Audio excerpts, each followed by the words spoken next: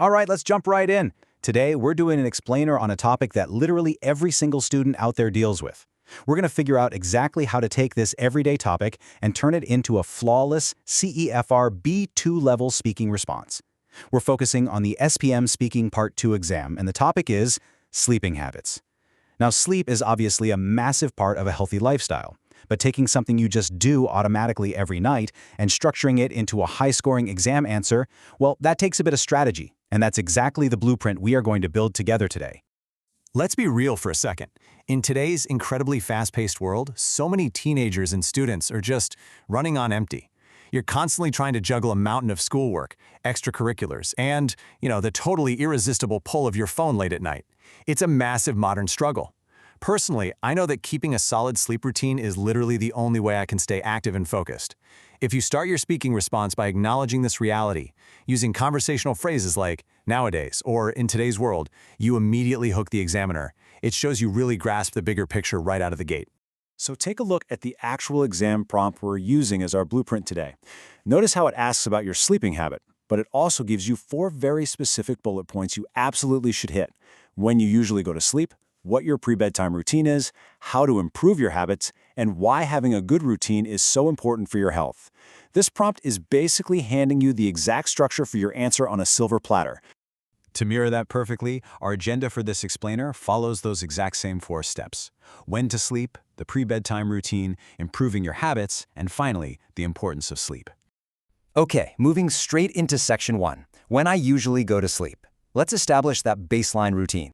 You see, a B2 level speaker doesn't just say, I go to bed at 10:30. They show some range. A great strategy is to create a realistic contrast between your strict school nights and your more relaxed weekends. You might say, firstly, on weekdays, I usually go to bed at around 10:30 p.m. so I can wake up fresh and energetic. And then, you drop in a cohesive device to flip the script. You say, however, on weekends, I sometimes sleep later because I spend time with my family or watch movies. Using words like firstly, on weekdays, and however strings your ideas together super smoothly. Let's pause on a really great vocabulary word here: exhausted.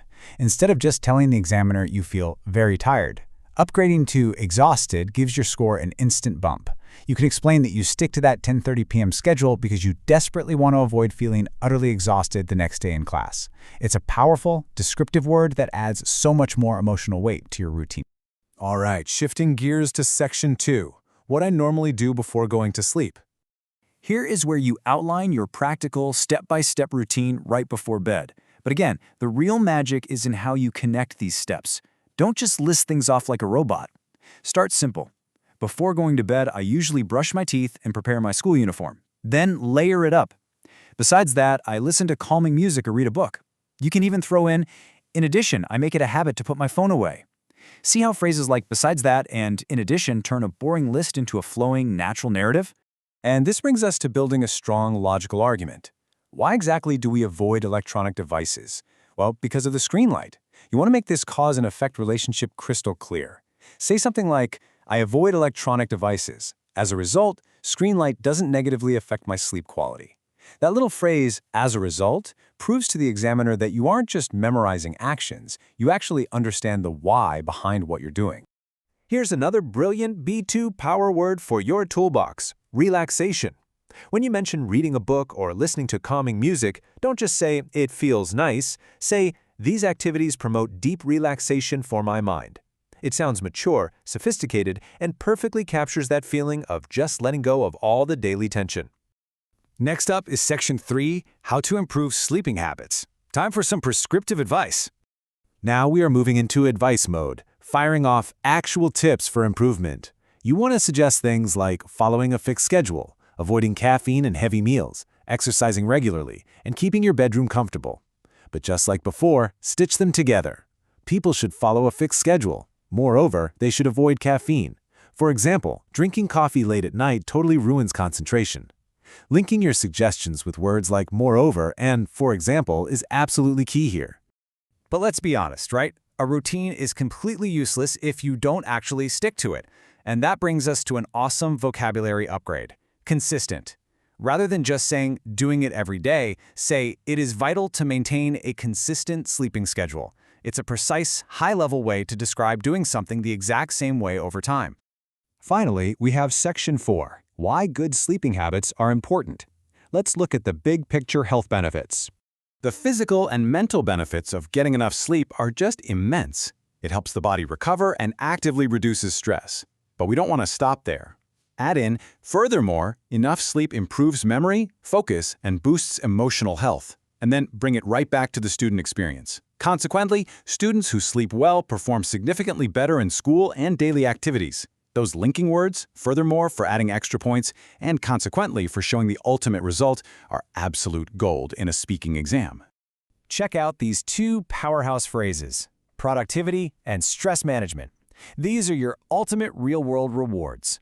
When you're talking about performance, say, "It vastly improves my daily productivity." When you're discussing health, say, "It's a crucial tool for stress management." Dropping specific high-level phrases like these literally transforms your answer from intermediate straight to advanced. Okay, let's bring it all together in our conclusion. You know what examiners absolutely love? A good idiom. Early to bed, early to rise is incredibly memorable, and it fits this topic like an absolute glove. You can just slip it in by saying, as the saying goes, early to bed, early to rise truly helps people stay healthy and productive. It's a fantastic, natural way to show off your cultural and linguistic fluency. Then, you just bring it on home by summarizing your core takeaway. Start with a classic, clear transition like, "In conclusion," and follow it up with, "Good sleeping habits are essential for both physical and mental well-being. By sleeping early and maintaining a proper routine, people can lead a healthier and happier life."